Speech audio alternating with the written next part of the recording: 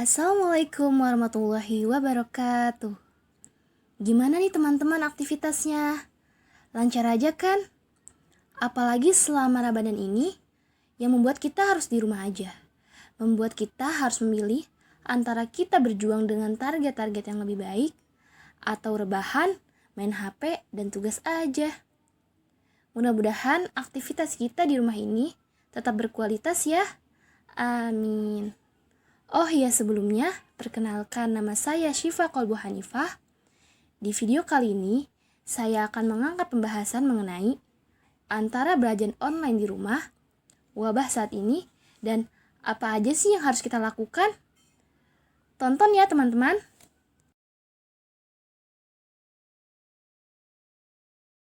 Assalamualaikum warahmatullahi wabarakatuh. Saya akan menyampaikan beberapa kesan dan pesan mengenai belajar online di rumah selama masa pandemi. Kesannya yaitu, belajar online ini banyak kekurangannya. Di antaranya, kita sebagai mahasiswa yang tidak mempunyai penghasilan bisa memberatkan orang tua. Karena setiap harinya kita selalu menggunakan paket internet agar bisa mengikuti belajar online tersebut. Belum lagi sinyal yang buruk yang mengakibatkan kita tertinggal materi. Dan belajar online ini menurut saya kurang efektif. Apalagi kita sebagai mahasiswa yang jurusan matematika akan sulit memahami materi jika terus-terusan harus belajar secara online.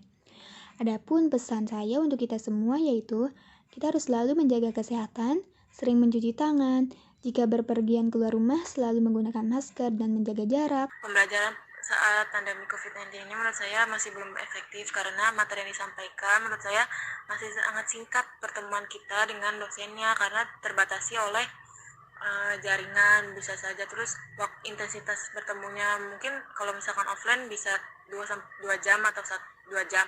Kalau misalkan online itu bisa paling lama 1 jam, tapi biasanya 30 atau sampai 40 menit. Menurut saya itu waktunya kurang karena materi yang dijelaskan itu menurut saya ada beberapa materi yang harus dijelaskan dipaparkan secara langsung gitu, tidak singkat-singkat, karena kalau singkat itu jadinya mahasiswa bingung harus bagaimana untuk memahami materi itu, dan memang mahasiswa dituntut untuk belajar sendiri. Namun kalau dasarnya saja tidak mengerti, gimana mahasiswa bisa meneruskannya. Assalamualaikum warahmatullahi wabarakatuh, teman-teman semuanya.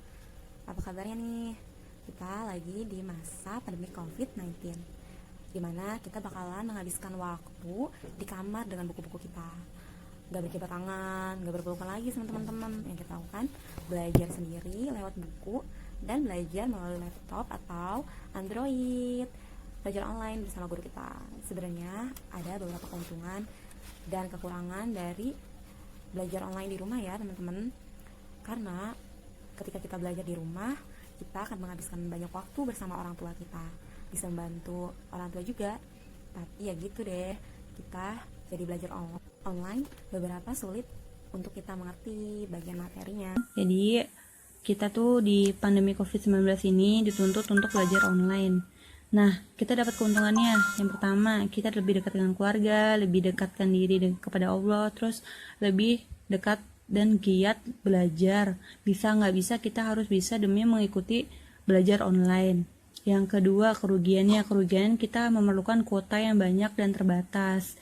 Terus kita lebih sedikit bermain. Assalamualaikum warahmatullahi wabarakatuh. Di sini saya akan mencoba memberikan kesan pesan saya terhadap pembelajaran online selama pandemi COVID-19 ini.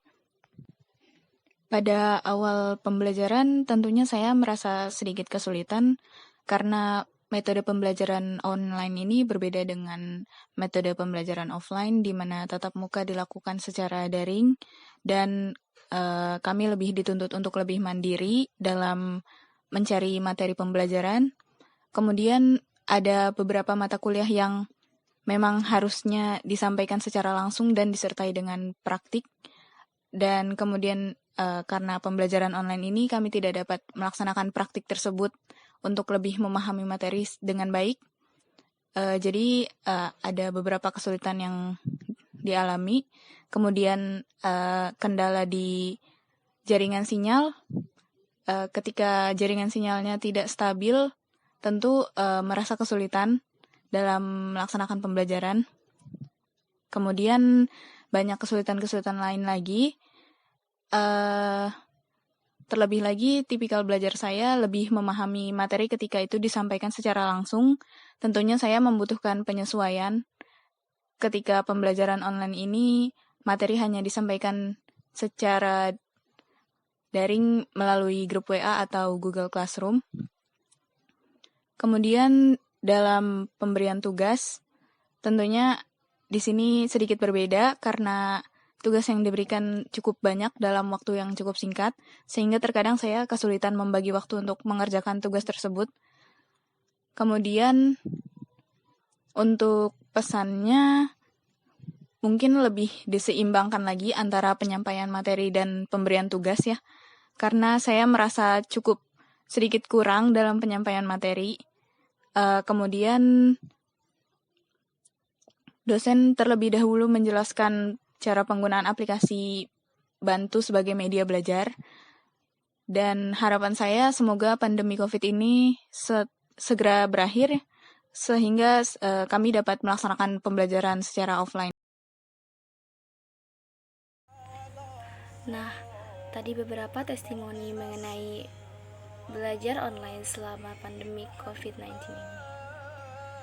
Sedikit saya menceritakan kisah mengenai wabah penyakit di zaman sahabat Rasulullah SAW, yaitu pada saat di zaman Khalifah Umar bin Khattab.